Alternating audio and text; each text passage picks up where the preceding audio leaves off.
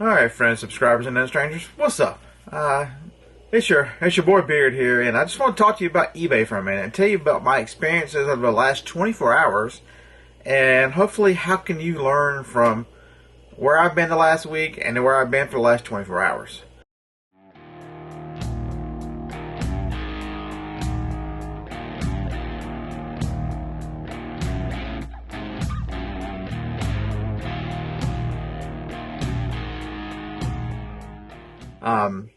eBay's got a lot of problems, but for that matter, so does everybody else. Amazon is not perfect.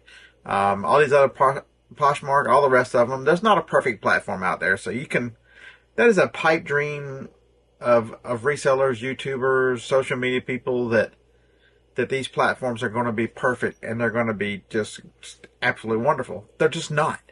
And eBay, so eBay, their search is messed up. Let's just be honest, folks.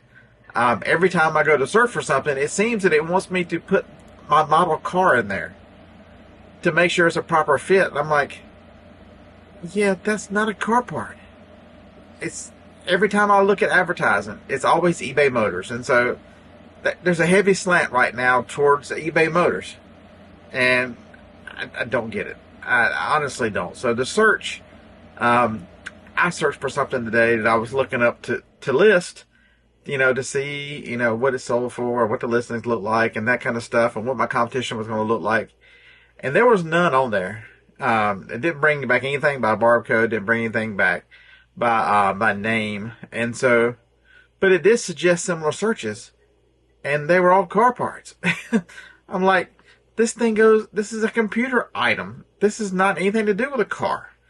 So, and I seem to be getting a lot of search too that goes directly to clothing. That's kind of weird. It's just there's a problem switching the AI search and AI assisted search.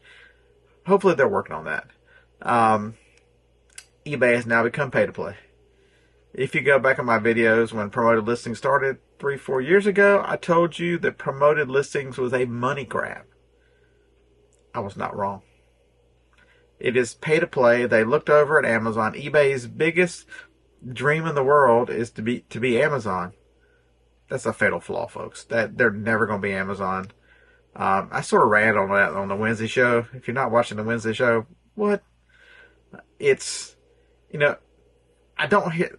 Affectionately, eBay was known as Fleabay, the flea market of the internet. You can go find anything, save money and that kind of stuff, and just garage sale on the internet. I mean, it was a beautiful thing. You can find whatever you want, and they did not lean into that. Instead, they decided they wanted newer items. They wanted catalogs. They wanted all these things that they saw Amazon doing.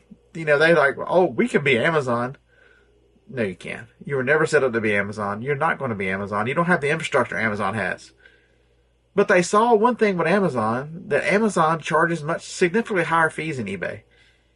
And so promoted listings became the vehicle to get them to the higher level of fees. And so now we are with eBay and Amazon. If you're running promoted and you're doing other things, your eBay and Amazon fees can be very similar, but there's one huge difference. The highest fees on Amazon, you get FBA service. You get inventory that is stored for you and shipped for you, and it's like hiring an employee, because you can front load the work, and then they would take care of the rest for you. They handle the customer service for the most part. Every now and then you get a customer message that you have to answer, but other than that, but on eBay you're just paying more. You're not getting any benefit, and so that's not right. And so one other thing I can tell you is eBay's not reached a younger audience. They're significantly trying. I mean, they're going at the audience they already have, because they're not really going at a younger audience. They are squeezing more money out of sellers instead of, if we help sellers make more sales, they make more money. But they don't see it that way. When venture capitalists have taken over, how many companies have you looked around in your lifetime, and when venture capitalists and those money folks come in and take over, you think, man, that's a good thing. Those companies are on the rise. They're getting there, right? Yeah, that doesn't happen. And so So what does that leave us? Where, Beard, you said you're going to tell us about your last 7 days and 24 hours. You ain't even touched it. Aha, I'm there.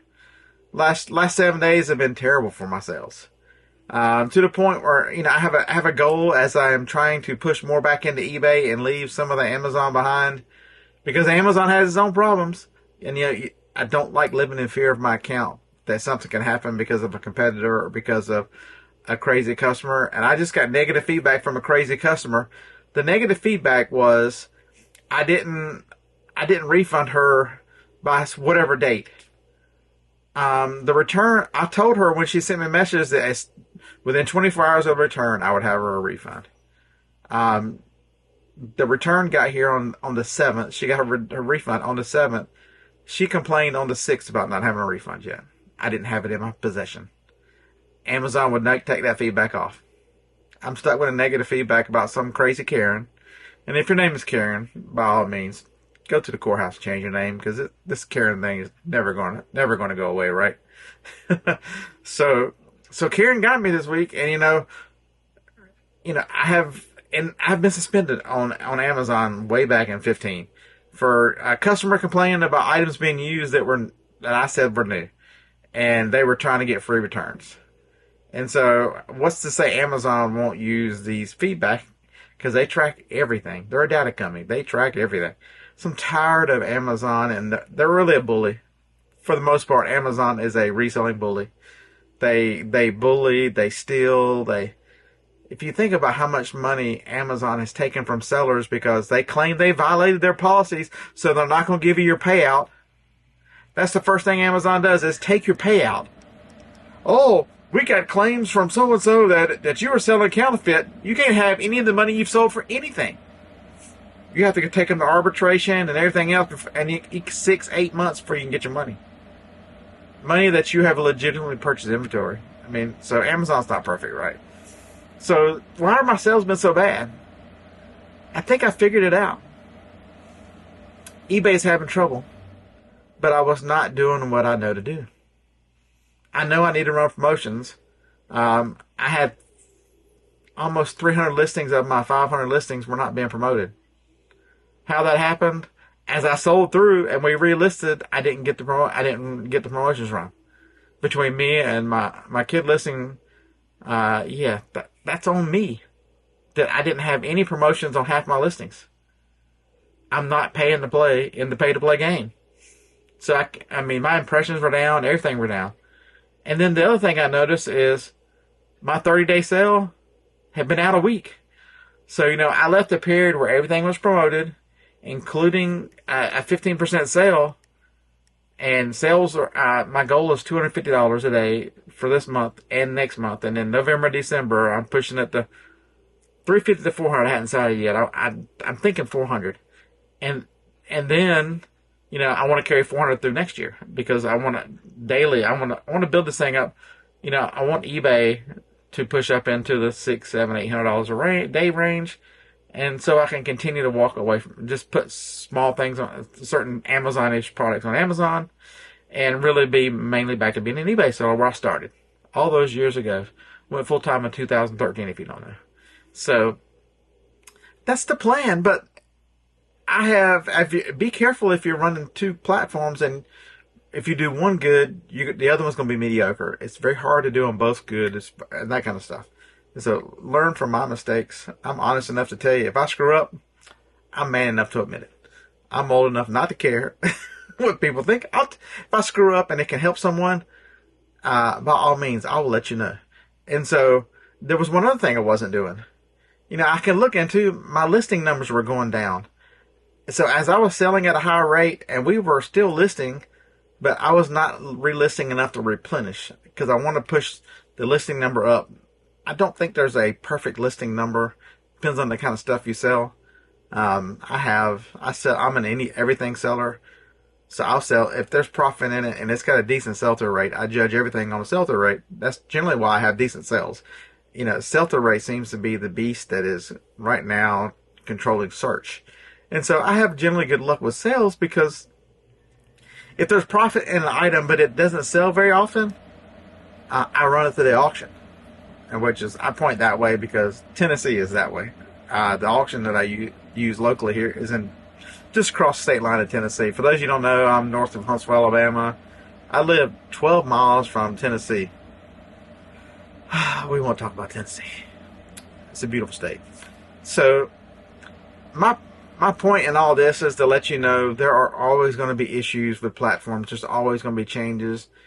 And you can't let the negativity get you to the point where, you know, you're so down on yourself and that you're not seeing the picture very clearly, that it's not always all the platform for reasons why you're not having sales. There's a lot of time it's more than one reason.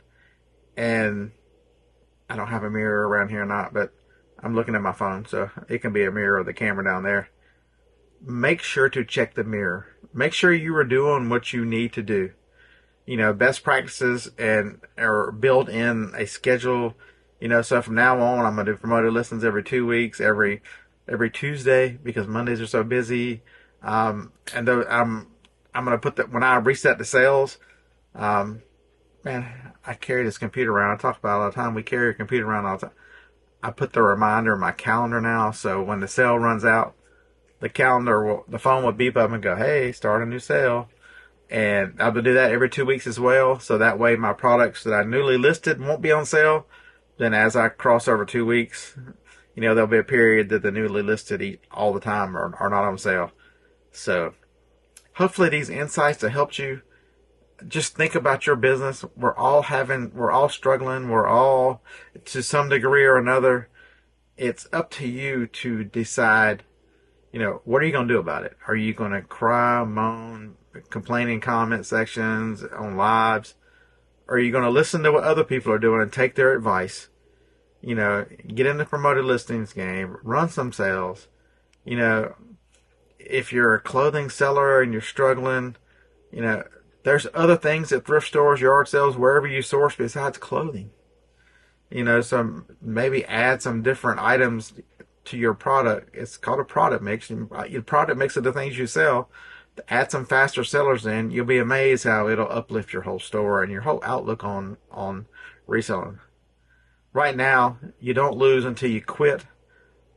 I would challenge you to hang on, find a way. You know, make a hole, whatever saying you want to use, but hang in there. It's going to get better, and because through experience, through hard times, tough times make tough men and ladies. So that's what I would tell you. You're strengthened through this time, and you're a much better reseller in person because you go through some trials and tribulations. If everything was easy, there would be no point in doing it, right? It's just whatever. All right. See you in the next video. Roll Tide.